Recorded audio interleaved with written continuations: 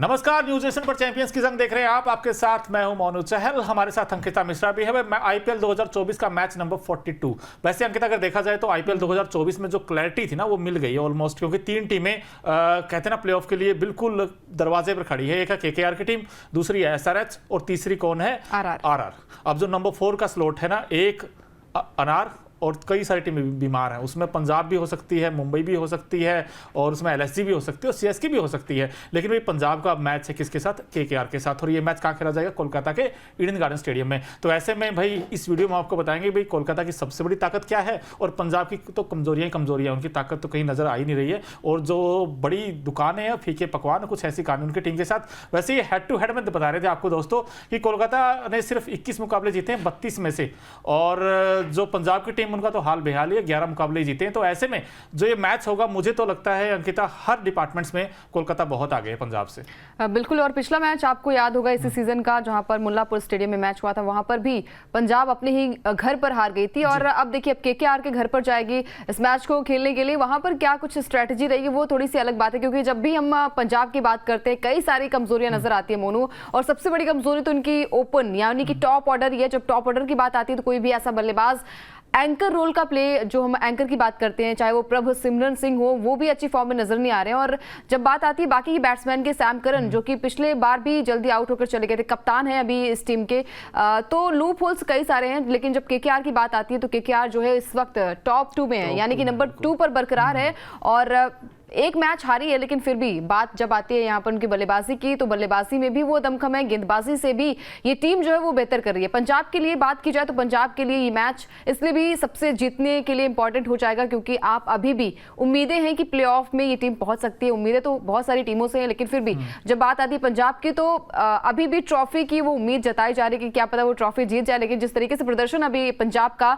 वो बड़ा ही बेकार नजर आया। बिल्कुल भाई, देखा जाए तो 8 मैच खेले पंजाब ने, सिर्फ 2 में जीत और 6 में हार है। अब तो अगर 6 के 6 भी जीतेगी तब भी ये कर सकते, फिर वो इक्वेशंस बनेगी मैथमेटिक्स, ये इसको हरा दे, वो उसको हरा दे, डिपेंडेंट रहना पड़ेगा दूसरी टीमों पर। तो ऐसे भाई पंजाब की जो पॉसिबल प्लेइंग 11 क्या है वो भी एक बार नजर डालते हैं। भाई पंजाब का जो प्लेइंग 11 है उसमें आप देखिए, जब हारते हैं ना टीम तो उनके फिर चेंजेस बड़े करते हैं यार, कि टॉप ऑर्डर में ये चेंज हो सकता है, क्योंकि टॉप ऑर्डर सबसे बड़ा कंसर्न इस टीम के लिए। भाई सैम करन इस टीम के कैप्टन भी है, captain leading from the front, batting करने भी ओपन आ जाते हैं आजकल तो प्रभ सिमरन सिंह के साथ। लेकिन ये दोनों ओपनर है ना, बड़ा निराश किया है। प्रभ सिमरन सिंह वो बैट्समैन है जो उड़ाकर खेलते हैं, बड़ा अच्छा खेलते थे। इनकी सचिन तेंदुलकर ने तारीफ की थी कि वे बड़ा अच्छा प्लेयर है, ब्राइट फ्यूचर होगा। लेकिन अब तो फिलहाल इस सीजन तो बड़ा फीका गया है इनका। अब राइली रूसो इनको मौका मिला था, 2-3 मैच हो गए, लेकिन खास कुछ कर नहीं पाए बल्ले से।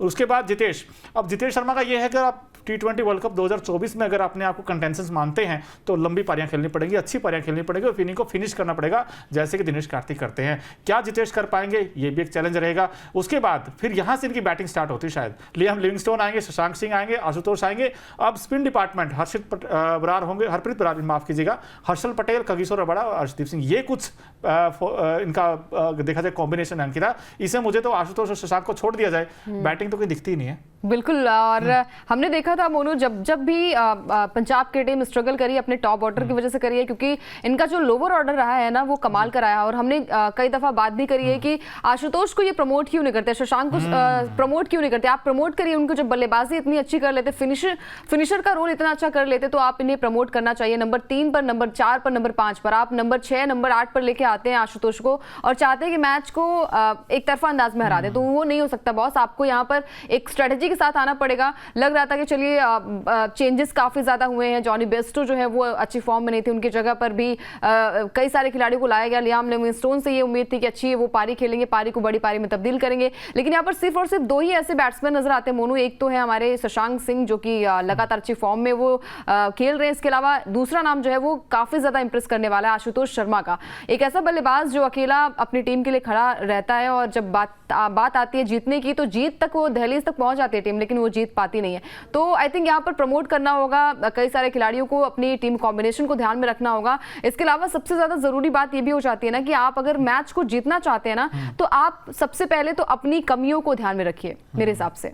अगर कमियों पे गौर किया होता तो हो सकता है मुकाबले जीत जाते, लेकिन कमियां कर, ये तो हर मैच में ऐसा लगता है भाई अच्छा करेंगे लेकिन कर नहीं पाते हैं। भाई पंजाब किंग्स किंग के जैसे खेली नहीं इस पूरे टूर्नामेंट में। अगर देखा जाए, जैसे अंकिता ने कहा, बैटिंग ही सबसे बड़ी इनकी कमजोरी रही है, मुझे ऐसा लगता है पर्सनली, क्योंकि टॉप ऑर्डर ने बड़ा निराश किया, चाहे उसमें सैम करन हो, लियाम लिविंगस्टोन हो। जैसे अंकिता ने कहा भाई लियाम लिविंगस्टोन को बार बार मौके दे रहे हैं, लेकिन हर बार वो फेल हो रहे हैं, उन मौकों का भुना नहीं पा रहे हैं। अब सिकंदर रजा को आजमाया गया था, वो नहीं चले, बेस्टो को आजमाया गया, वो नहीं चले, सैम करन ओपन करते आते वो नहीं चले। तो कहीं ना कहीं बहुत सारे कंसर्न है, लेकिन जो सामने ओपोनेंट है वो सुपर हिट है। उनकी जो बैटिंग अगर आप देखोगे तो बिंदास क्रिकेट खेला उस टीम ने। भाई नाम है केकेआर, बड़ी रॉक सॉलिड टीम है। उनका जो पॉसिबल प्लेइंग 11 है वो भी हम आपको दिखाएंगे, लेकिन वहां पर तो अंकिता मैच विनर ही मैच विनर है। आप आंद्रे रसल देखेंगे, वो मैच विनर है, नीचे से ऊपर से देखोगे सुनील नारायण, जो दोनों काम करते हैं, बैटिंग भी करते हैं, बॉलिंग भी करते हैं और ओपनिंग करते हैं, और फिल शॉट के साथ आते हैं। भाई फिल शॉट को मानना पड़ेगा, बड़ा दमदार खिलाड़ी है, बड़ा धांसू प्लेयर है। जिस तरीके की बैटिंग वो कर रहा है इस वक्त, मैन इन फॉर्म है। तो देखिए यहाँ पर जब बात आती है यहाँ इनकी मिडिल ऑर्डर की, तो अभी भी थोड़ा सा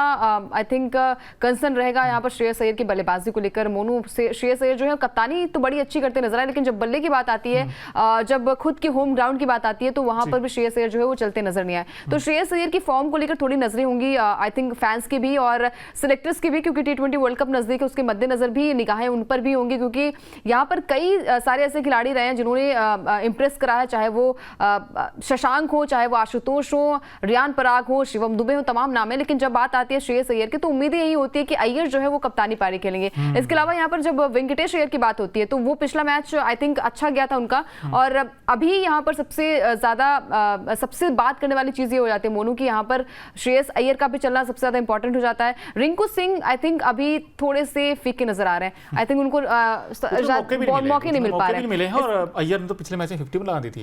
वैसे दोस्तों जो पिछला मैच हुआ था केकेआर वर्सेस आरसीबी, भाई एक रन से, सिर्फ एक रन से आरसीबी हार गया था। और उसमें एक चीज मैंने देखने नोटिस किया है अंकिता, भाई केकेआर की बॉलिंग में भी ना कहीं मानना पड़ेगा, मिचेल स्टार्क खासकर, भाई ये गेंदबाज क्या यार, इतने करोड़ों खर्च कर दिए और ये गेंदबाज तो बिल्कुल ही कहते हैं ना पस्त नजर आया यार। पहले 2 मैचों में 100 से ऊपर दे दिए, पिछला मैच भी अगर आपको याद हो 50 से ऊपर दे दिए थे, 1 ओवर में 19 चाहिए थे, वो डिफेंड नहीं कर पाए थे। और सामने कौन थे? बैट्समैन करण शर्मा, जो नंबर 10 पर खेलने आए। कहीं ना कहीं कंसर्न तो है मिचेल स्टार्क का फॉर्म। अब जैसे दोस्तों आप प्लेइंग 11 में हमने आपको दिखाई है, इसमें नाम बड़े धांसू हैं, ऐसे में अंकिता से पूछ ही लेते हैं भाई पंजाब किंग्स के लिए सबसे बड़ा एक्स फैक्टर कौन हो सकता है इस मुकाबले में, जो आपको लगता है ना ये मोनू सिंगल हैंडेडली मैच जिता सकता है? देखिए मोनू एक ओवर में 2 बाउंसर हो सकती है, तो आई थिंक मैं दो पिक कर सकती हूं। मैं भी चाहूंगा आशुतोष शशांक को ना चुने आप, क्योंकि वो तो हर बार ही करते हैं। नहीं, बस इनकी होप यही है कि शशांक और इनके इर्द गिर्द ही सारा मामला रहेगा। शशांक और आशुतोष, तो मैं दोनों ही बल्लेबाजों को यहाँ पर अपनी टीम में चाहती हूँ कि, या फिर जो अगर फैंस हैं वो भी चाहेंगे कि शशांक जो है वो अच्छी बल्लेबाजी करें, और आशुतोष, सिर्फ 2 ही नाम दिखते हैं यहाँ पर, कप्तान दिखता ही नहीं है। आई थिंक यही दोनों कप्तानी और उप कप्तानी करें, इनको ही नाम दे दिया जाए कप्तान और उप कप्तान का, तो 2 खिलाड़ी जो है वो एक्स फैक्टर हो सकते हैं पंजाब के लिए। अगर बात की जाए यहाँ पर केकेआर के लिए, तो केकेआर के लिए मेरे हिसाब से इस बार भी सुनील नारायण हो सकते केकेआर की तरफ से। बट मुझे ऐसा पता नहीं क्यों लगता है कि अय्यर भाई पिछली मैच में 50 बनाई थी, तो कैप्टन मुझे लगता है रंग में आ गया वापस फॉर्म में, तो मुझे लगता है कि अय्यर अच्छा करेंगे। और पंजाब की तरफ से देखें भाई प्रभसिमरन सिंह को चुन ही लेते हैं। वैसे है बड़ा मुश्किल ये कहना, क्योंकि पिच भी वैसा ही हो कोलकाता का, क्योंकि हाई स्कोरिंग गेम हमने देखने को मिलते हैं। भाई पिछले मैच में 221 बना दिए थे और वो भी सेफ नहीं थे, लास्ट में आकर सिर्फ 1 ही रन से तो आ रही केकेआर। तो यहाँ पर अभी हाई स्कोरिंग गेम देखने को मिलेगा। मुझे लगता है प्रभसिमरन सिंह और अय्यर ये बैटिंग में दमखम दिखा सकते हैं, लेकिन बॉलिंग में स्पिन वर्सेस स्पिन दोनों टीमों का देखा जाए अंकिता, एक तरफ तो वरुण चक्रवर्ती होंगे, सुनील नारायण होंगे केकेआर की तरफ से, लेकिन दूसरी तरफ राहुल चाहर होंगे, लियाम लिविंगस्टोन होंगे और साथ ही साथ हरप्रीत बरार होंगे। भाई हरप्रीत बरार ने पहला मैच बड़ा अच्छा खेला था, उसके बाद उसने विकेट से नहीं निकाल पाए, और शायद पंजाब की ये वीक लूप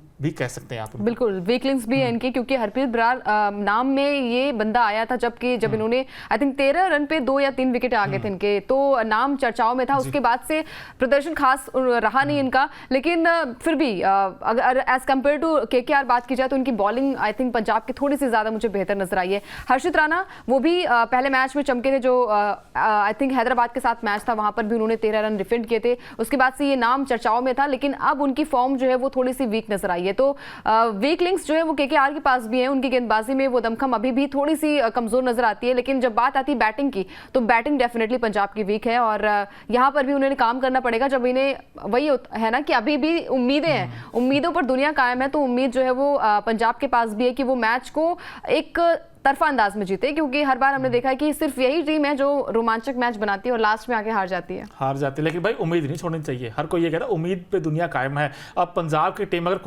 कोलकाता को हरा दे तो फिर बल्ले बल्ले, लेकिन होगा कैसे ये काम? अब कहते हैं ना कि घंटी कौन बांधेगा। अब यहाँ पर 3 ऐसे क्या काम करने होंगे पंजाब को कि वो कोलकाता को हरा दे। वैसे है बड़ा मुश्किल, आप भी कहोगे वैसे मेरी फेवरेट टीम है पंजाब। आप कहोगे मोनी यार आपने क्या सवाल पूछा, वो टीम जो भाई 8 में से 6 मैच हार चुकी है, वो क्या ये पॉसिबल कर पाएगी?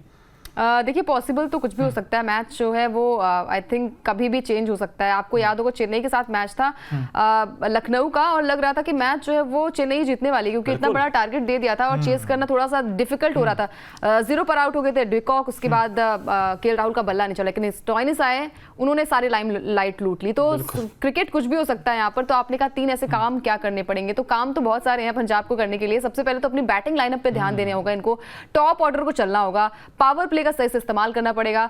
इसके अलावा बॉलिंग में भी आपने कहा कि बराड़ जो है वो स्पिन डिपार्टमेंट अच्छी बॉलिंग कर लेते हैं, लेकिन जब बात आती है यहाँ पर प्रेशर की, तो शायद वो प्रेशर जो है वो रिलीज नहीं कर पाते। तो मेरे हिसाब से यहाँ पर बॉलिंग में भी ध्यान देना होगा। ध्यान कई सारी चीजों में देना होगा, लेकिन सबसे पहले तो यही है कि आपको अपने मिडिल ऑर्डर को भी ध्यान में रखते हुए सबसे पहले टॉप ऑर्डर को ध्यान में रखना होगा, क्योंकि वहां से रन्स बनते हैं। अगर आपको पता चल गया कि यहाँ से एक लंबी पारी अगर आप खेल जाते हैं तो आपकी जीत थोड़ी सी पक्की नजर आती है। इसके अलावा तो पंजाब को आई थिंक आप थोड़ा ज्यादा बेहतर बता पाएंगे अपनी टीम को।